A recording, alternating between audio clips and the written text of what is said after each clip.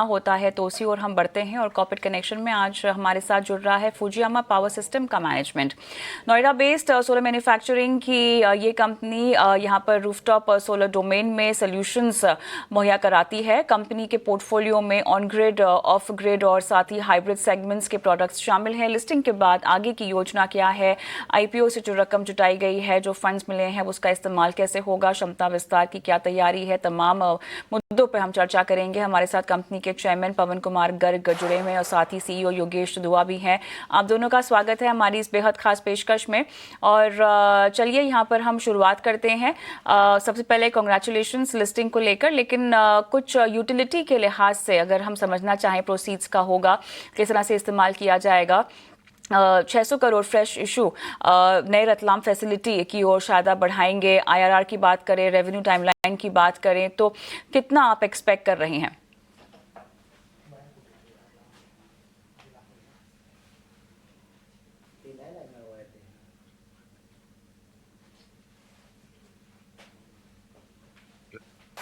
Okay तो इसमें basically इस फाइनेंशियल ईयर के एंड तक ये सारी कैपेसिटीज वर्किंग में आ जाएगी और नेक्स्ट फाइनेंशियल ईयर इसमें यूटिलाइजेशन आएगा।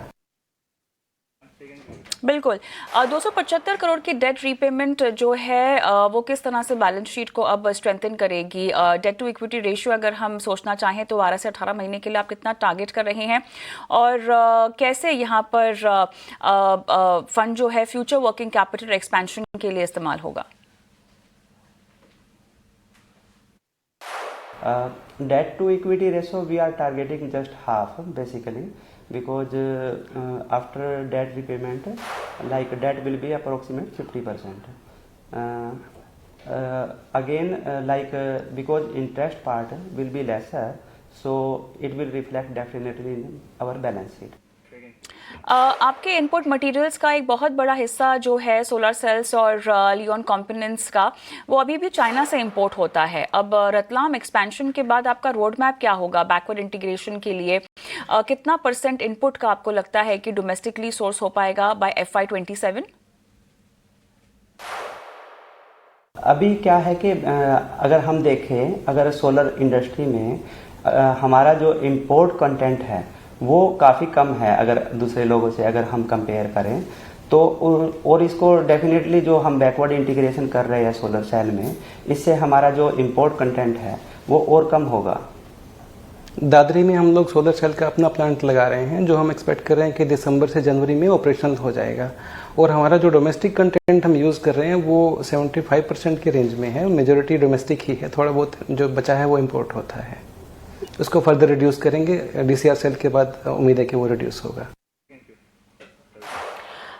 यहाँ पर उत्तर प्रदेश का जो है वो काफ़ी हद तक बड़ा हम देख रहे हैं कि चंक ऑफ रिटेल रेवेन्यू है। स्ट्रैटेजी इसको एक्सपैंड करने को लेकर क्या है, खासतौर से वेस्ट के साइड पे या साउथ इंडिया साइड में? रेवेन्यू शेयर अगर हम देखें, अगर कोई टारगेट में है नॉन नॉर्थ मार्केट से बाय FY 27, तो आपने क्या तय किए हैं? हमने शुरुआत नॉर्थ से ही किया था तो इसलिए नॉर्थ ज़्यादा स्ट्रॉन्ग है, लेकिन अभी हम साउथ में एक्सपेंड करना शुरू कर चुके हैं। केरला और तमिलनाडु हमारा अच्छा अभी हो गया है और 3 स्टेट और साउथ के और 3 ईस्ट के हम फर्दर पेनिट्रेट कर रहे हैं। तो हॉरिजॉन्टली तो ये एरिया वाइज हो गया। वर्टिकली जैसे हम लोग नंबर ऑफ डिस्ट्रीब्यूटर और नंबर ऑफ चैनल पार्टनर्स भी ऐड कर रहे हैं। हम उम्मीद करते हैं कि 1 से 1.5 साल के अंदर हम पैन इंडिया ठीक ठाक कवर कर लेंगे।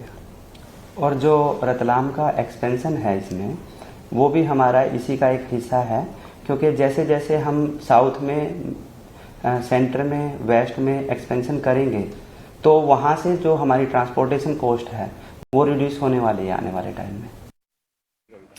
पैनल इन्वर्टर्स और बैटरीज की अगर हम बात करें तो ये कंट्रीब्यूट डिफरेंटली करते हैं मार्जिन्स में, तो ऐसे में कौन सी प्रोडक्ट लाइन जो है वो मार्जिन्स को लीड करेगी, ग्रोथ आगे बढ़ाएगी और कैसे टॉपकॉन पैनल्स की ओर आप शिफ्ट करेंगे? लियोन बैटरीज का ब्लेंडेड मार्जिन अगर हम देखें तो किस तरह से बदलेगा? इसमें पावर इलेक्ट्रॉनिक्स कंपोनेंट्स स्पेशली जैसे इन्वर्टर्स है, चार्ज कंट्रोलर्स है, तो वो डेफिनेटली हमारा एक कम्पिटिटिव एज है बेसिकली, जिसमें हम स्ट्रोंग हैं। और वहाँ पर अगर हम देखेंगे definitely we can do better basically. And उसमें हमारा बैकवर्ड इंटीग्रेशन भी बहुत डेंस में है, क्योंकि इसमें चाहे हम EMS हो, वायर हार्नेस हो, सीट मेटल कैबिनेट हो, हीट सिंक्स हो, ट्रांसफार्मर्स हो, तो हर चीज़ हमारा बैकवर्ड इंटीग्रेशन काफ़ी स्ट्रॉन्ग है, तो डेफिनेटली वो हमारा काफ़ी स्ट्रॉन्ग पार्ट है। और लिथियम बैटरीज जैसे धीरे धीरे अब इंडिया में बढ़ रही हैं, हम भी अपना शेयर बढ़ा रहे हैं, तो उससे भी डेफिनेटली रेवेन्यू कंट्रीब्यूशन बढ़ेगा। लिथियम बैटरी में भी हम BMS, हमारा wire harness, seat metal cabinets, तो ये हमारा इन हाउस मतलब बैकवर्ड इंटीग्रेशन काफ़ी अच्छा है, तो ये हमारे को डेफिनेटली एक कम्पिटिटिव एज देगा।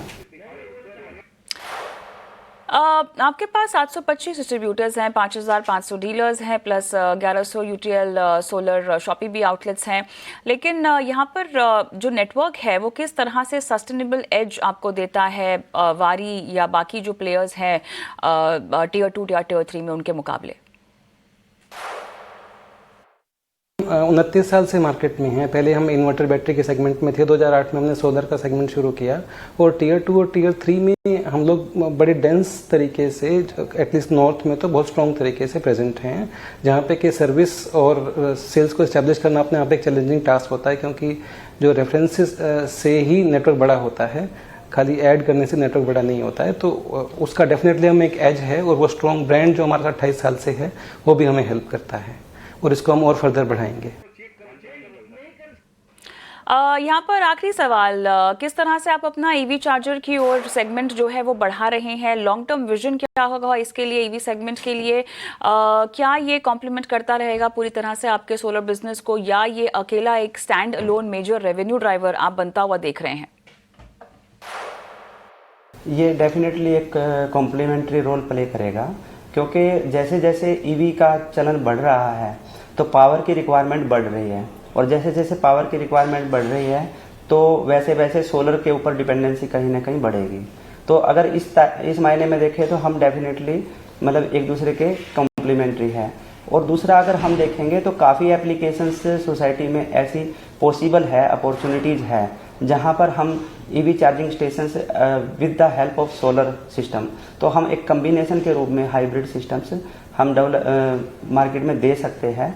वो काफ़ी बड़ी एक अपॉर्चुनिटी है, उस पर काम किया जा सकता है और हम करेंगे इस पर। चलिए, शुक्रिया आप दोनों का जुड़े हमारे साथ और इतने विस्तार से बातचीत की, धन्यवाद। लेकिन हमें छोटा सा ब्रेक लेना होगा। ब्रेक पर जाएं उससे पहले आपको बता दें 160 अंकों की तेजी के साथ 2600 के पार बाजार पहुंचता हुआ दिखाई दे रहा है। साथ ही बैंक निफ्टी में भी हम देख रहे हैं, सेंसेक्स आप देखिए लगभग 500 अंकों की मजबूती फिलहाल दिखा रहा है। अपनी दिन की ऊंचाई पर बाजार जो कारोबार कर रहा है, इसको लेकर हम गौरान से और बातचीत करेंगे, स्टॉक स्पेसिफिक बातचीत भी होगी ब्रेक के बाद।